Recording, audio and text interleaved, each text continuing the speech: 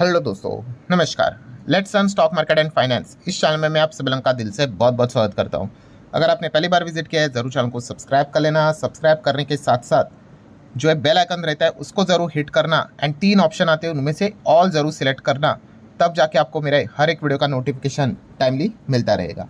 सो चलो दोस्तों, फिलहाल इस वीडियो को स्टार्ट कर लेते हैं। ठीक है दोस्तों, अभी हम लोग आ चुके हैं बिल्कुल हमारे नॉर्मल स्क्रीन के ऊपर। सबसे पहले आप सभी लोगों को हैप्पी न्यू ईयर। काफ़ी लोग बोलेंगे सर आप हैप्पी न्यू ईयर क्यों बोल रहे हो, क्या 31 दिसंबर है?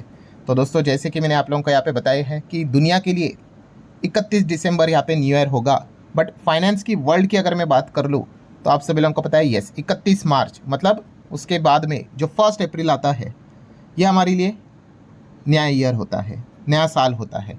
फाइनेंशियल ईयर की अगर हम लोग बात कर ले दोस्तों तो यस नया फाइनेंशियल ईयर 27 की शुरुआत यहाँ पे हो चुकी है।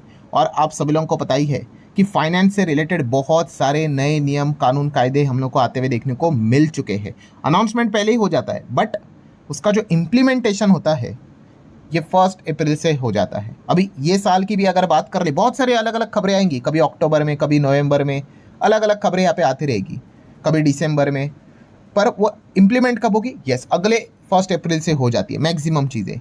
इस वीडियो में भी हम यहाँ पे किस टॉपिक को कवर करने वाले हैं, कौन से नए नियम कानून कायदे रूल्स रेगुलेशंस यहाँ पे इम्प्लीमेंट हो चुके हैं।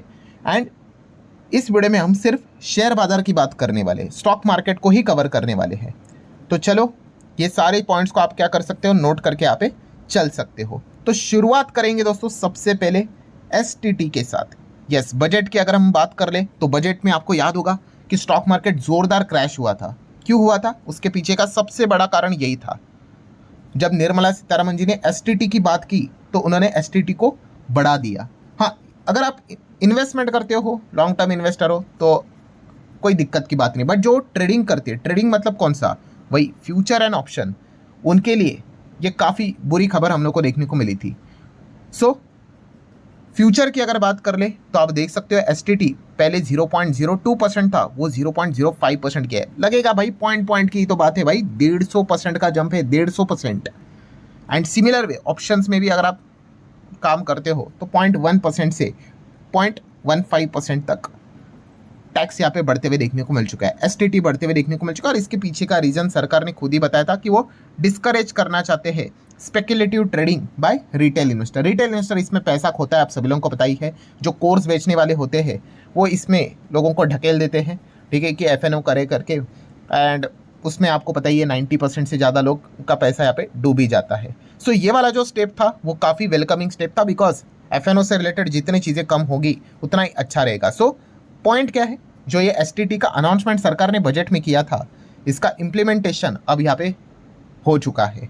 ये पॉइंट को आप नोट करके चल सकते हो। देन अगर हम बात करेंगे second point, share buyback. Yes buyback की अगर बात कर ले तो नया रूल यहाँ पे इम्प्लीमेंट हो चुका है फ्रॉम 1 अप्रैल 2026। एंड दोस्तों यहाँ पे हम कह सकते हैं ये काफ़ी मच नीडेड, हम कह सकते हैं कि ये रूल था। मतलब पहले तो चलो पहला वाला जो रूल था ना एकदम ही ओल्ड, वो तो काफ़ी बढ़िया था क्योंकि कंपनी को ही टैक्स देना पड़ता था, हमें तो कोई बायबैक से रिलेटेड टैक्स ही नहीं था। फिर बाद में सरकार ने मतलब क्या कौन सा नियम लाया, कहाँ से किसने बनाया, वो मतलब क्या ही बोले, ठीक है, इतना खतरनाक वो नियम था, कुछ समझ में ही नहीं आता था। और समझने की कोशिश भी मत करना, मैंने एक ही बार एक वीडियो में कवर करने की कोशिश की थी, ठीक है, बट अच्छी बात यह है कि वो ज़्यादा देर तक टिका नहीं। एंड अभी रिसेंटली ही हम कह सकते हैं बायबैक से रिलेटेड सरकार ने वो नियम बदल दिया। एंड अब यहाँ पे हुआ क्या है दोस्तों, आप देख सकते हैं buyback are now treated purely as a capital gain. मतलब यस अब बायबैक के ऊपर भी हमें टैक्स देना पड़ेगा।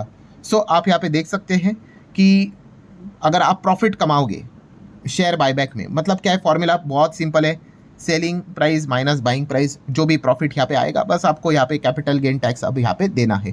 पहले क्या हुआ करता था, वो सेपरेट कैपिटल लॉस अलग से उसको ट्रीट यहाँ पे करना, कॉस्ट ऑफ एक्विजिशन, ये सब कुछ अब गॉन, मतलब जा चुका है। और ये काफ़ी अच्छी, वो कॉम्प्लिकेटेड चीज़ थी।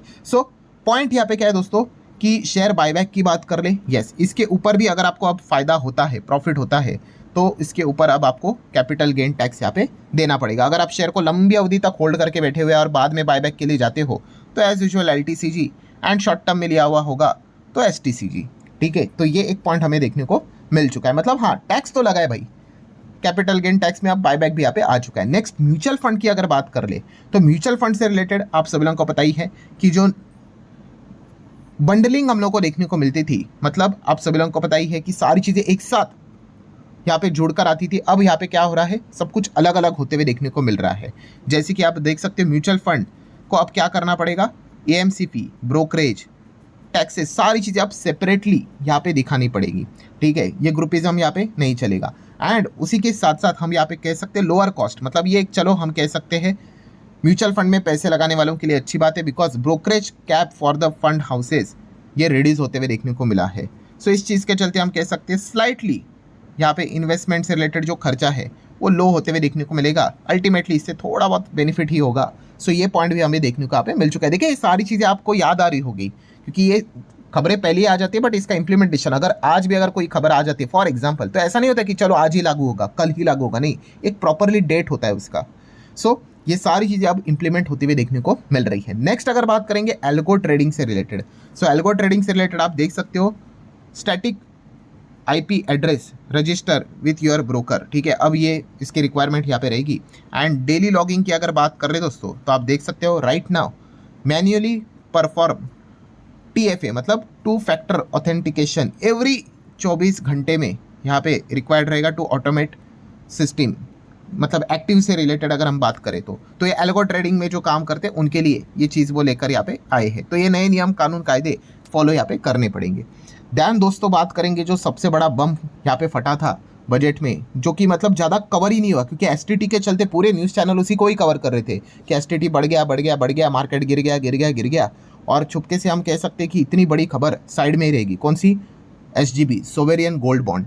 यस, SGB की भी अगर बात कर ले दोस्तों तो यहाँ पे भी हमें टैक्स आते हुए देखने को यहाँ पे मिल चुका है। बट यहाँ पे बट वाला सिनेरियो है, मतलब यहाँ पे आप चेक कर सकते हैं अगर आप ओरिजिनल बायर हो, ठीक है, अगर आप ओरिजिनल बायर हो तो SGB आपके लिए टैक्स फ्री है। अब आप बोलोगे ओरिजिनल बायर मतलब क्या, मतलब अगर आपने sovereign gold bond directly bank या फिर RBI से परचेस किए हैं तो इसके ऊपर होने वाला प्रॉफिट कब, मैच्योरिटी पे पूरा का पूरा टैक्स फ्री रहेगा। बट कंडीशन क्या है, आप ओरिजिनल बायर होने चाहिए, आपने RBI बैंक से लिया होगा तो कोई टैक्स नहीं। बट आप सभी लोगों को पता है SGB भी नॉर्मली बाजार में यहाँ पे ट्रेड होते हुए देखने को यहाँ पे मिल जाते, स्टॉक एक्सचेंज के ऊपर देखने को मिल जाते, जिसको हम सेकेंडरी मार्केट कहते हैं। सो यही है दोस्तों कि अगर आप सेकेंडरी बायर हो, अगर आपने SGB सेकेंडरी मार्केट से बाय किया है एंड उसके ऊपर अगर आपको प्रॉफिट होता है बॉस, आपको कैपिटल गेन टैक्स अब यहाँ पे देना पड़ेगा। ठीक है, ये बहुत बहुत बड़ा झटका था। ठीक है, सो हम कह सकते हैं दोस्तों कि यस, ये वाली जो चीज़ ऐसी थी वो काफ़ी मतलब लोगों को आज भी दर्द यहाँ पे दे रही है, क्योंकि जिन्होंने भी SGB को सेकेंडरी मार्केट से उठाया होगा अब तो उनको मैच्योरिटी पे टैक्स फ्री तो है नहीं भाई, अब आपको तो जो भी प्रॉफिट होगा पैसा तो यहाँ पे सरकार को यहाँ पे देना पड़ेगा। हाँ, ओरिजिनल वाले होंगे भाई, होल्ड कर लो मैच्योरिटी तक, कोई बात नहीं, दिक्कत की भाई, आपको तो कोई टैक्स वैसे देना ही नहीं है। तो ये काफ़ी बड़ा झटका था, तो ये सारी चीज़ें लागू हो चुकी है। एंड देन अगर हम बात कर रहे दोस्तों disallowance of deduction of interest on dividend income, yes, ये भी हम लोगों को एक बहुत बड़ा अनाउंसमेंट देखने को यहाँ पे मिल चुका है। अब काफ़ी लोग बोलेंगे एग्जैक्टली है क्या। सो आप यहाँ पे देख सकते हो दोस्तों बजट सारी चीज़ें अभी हाल ही में बजट में ही अनाउंसमेंट यहाँ पे हुई थी। ठीक है, तो बजट 26 की अगर बात कर ले, इन्होंने क्या कर दिया, अबॉलिश, कैंसिल कर दिया क्या, deduction for interest expense incurred on loan use to purchase the share और म्यूचुअल फंड। ये कब से इफेक्टिव हो गया, 1 अप्रैल से। सो इससे पहले क्या था, तो आप देख सकते हैं इससे पहले हम कह सकते हैं टैक्स पेयर को deduct the interest up to 20%, maximum 20% of the dividend income. But this allowance जो अभी ये मिलता था, फ़ायदा मिलता था, सरकार ने यहाँ पे हटा दिया है। सो मीनिंग क्या है भाई, कि अब जो भी आपको डिविडेंड का फ़ायदा होता है fully taxable as per your slab rate. अच्छा, कुछ लोगों को नहीं समझ में आया होगा, मैं एकदम आसान भाषा में आपको बता देता हूँ ये एग्जैक्टली क्या था। कि मान लो अगर आप लोन लेते हो, मान लो आपने 1 करोड़ का लोन ले लिया, और वो 1 करोड़ का लोन आपने क्यों लिया पता है, आपको शेयर खरीदना था या फिर मतलब वही म्यूचुअल फंड में वो पैसा लगाना था। ठीक है, आपने क्या किया, वो 1 करोड़ लोन उठाया और 1 करोड़ के शेयर खरीद लिए।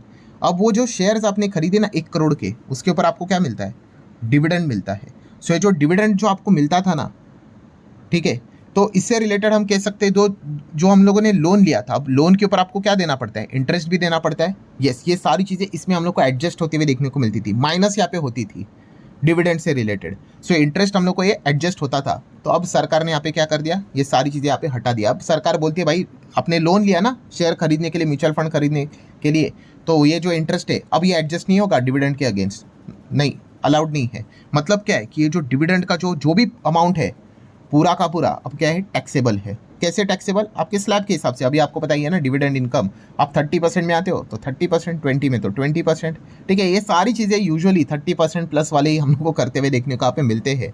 सो धीमे धीमे करके सारी चीज़ें 30-30 में ही आते हुए देखने को यहाँ पे मिल रही है। सो आई होप अभी आप इसको रीड करोगे तो आपको समझ में आएगा कि डिस अलाउ कर दिया, मतलब कैंसिल कर दिया क्या, of deduction of interest. Interest मतलब ये लोन का जो इंटरेस्ट था ऑन डिविडेंड इनकम, ठीक है। ये क्या कर दिया, अब सरकार ने पूरी तरीके से यहाँ पे हटा दिया है। ये 1 अप्रैल से चीज़ें लागू होते हुए देखने को यहाँ पे मिल चुकी है, ठीक है। पहले अगर देखा गया तो कुछ कंडीशन विंडीशन थे, अब सारी चीज़ें सरकार बोली हटाओ इसको यार, पूरा रिमूव यहाँ पे कर दिया, fully taxable as per your slab rate. तो ये सारे बदलाव यहाँ पे हुए हैं। तो मैक्सिमम हम कह सकते हैं दोस्तों अलग अलग जगह से और टैक्स का कलेक्शन इधर उधर से यहाँ पे होते हुए देखने को यहाँ पे मिल रहा है। सो हर साल कुछ ना कुछ होता है। तो ये सारी चीज़ें रिसेंटली होती हुई देखने को मिली और अब ये चीज़ ऑफिशियली इम्प्लीमेंट हो चुकी है। सो एक्स्ट्रा अब ये टैक्स यहाँ पे पे करना पड़ेगा, जो भी इससे रिलेटेड जो भी कोई गतिविधियाँ करता है उनको ये सारी चीज़ें यहाँ पे देनी पड़ेगी। सो ठीक है दोस्तों, ये स्टॉक मार्केट से रिलेटेड क्या क्या नियम कानून कायदे यहाँ पे बदले थे और उसका इम्प्लीमेंटेशन यहाँ पे 1 अप्रैल से हुआ है, वो आसान भाषा में मैंने आप लोगों के सामने यहाँ पे रखा हुआ है।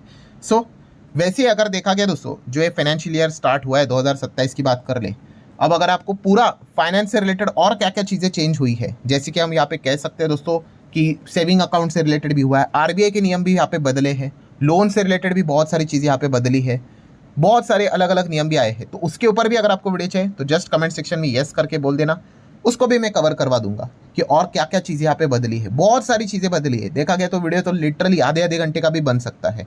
सो अगर आप इंटरेस्टेड हो तो जस्ट येस बोल देना। इस वीडियो में हमने सिर्फ शेयर बाजार को ही कवर किया है, उसके अलावा बैंक्स बिंग सारी चीज़ें कवर चाहिए तो जस्ट येस बोल देना। अगर अच्छा रिस्पॉन्स आया तो इसके ऊपर भी मैं अलग से वीडियो बना दूंगा।